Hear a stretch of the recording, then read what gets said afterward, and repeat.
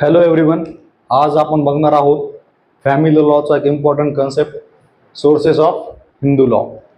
तर त्याच्या इंट्रोडक्शनमध्ये तुम्ही लिहू शकता की आपल्या एन्शियंट इंडियामध्ये 4 पुरुषार्थ सांगितलेले आहेत: धर्म, अर्थ, काम, मोक्ष. तर त्यातील धर्माचा अर्थ जो आहे तो खूप ठिकाणी लॉ असा घेतला जातो.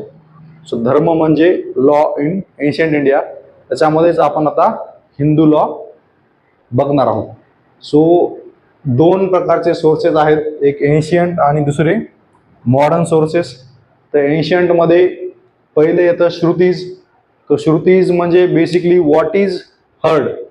तर श्रुतीजमध्ये जे पण सेजेस होते त्यांनी गॉडकडून जे वर्ड्स डायरेक्टली ऐकले होते त्याला आपण श्रुतीज किंवा वेदास म्हणतो.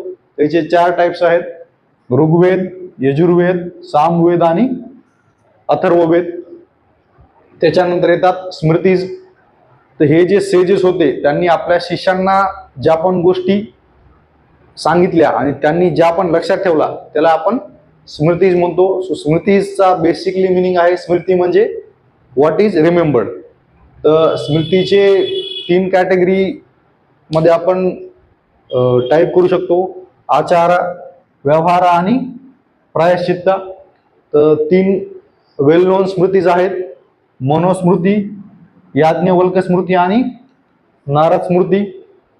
त्याच्यानंतर तिसरं टाईप आहे कॉमेंट्रीज अँड डायजेस्ट.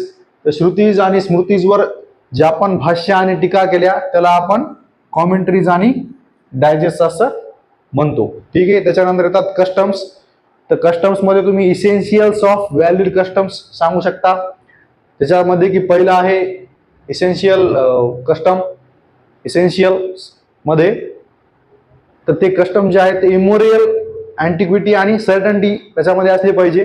म्हणजे ते खूप पुरातन काळातले पाहिजेत आणि त्याच्यामध्ये सर्टन्टी पाहिजे. त्यानंतर सेकंड इसेन्शियल आहे कंटिन्युटी.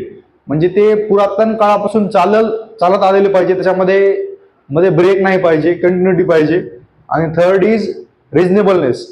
तर हे जे कस्टम्स आहेत ते रिझनेबल पाहिजेत, म्हणजे त्याच्यामध्ये असं इमोरल असं काही नसू नये आणि the custom should not be against public order.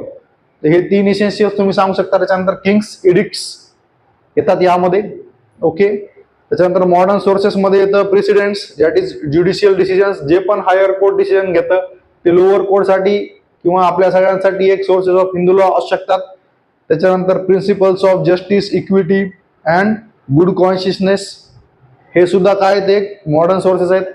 हे ब्रिटिशनं जे पण प्रिन्सिपल दिलेत ते पण सोर्सेस ऑफ हिंदू लॉ आपण म्हणू शकतो. त्याच्यानंतर थर्ड आहे लेजिस्लेशन्स. तर लेजिस्लेशन्समध्ये जे पण ऍक्ट्स आले आतापर्यंतचे त्याला आपण modern sources of Hindu law म्हणू शकतो.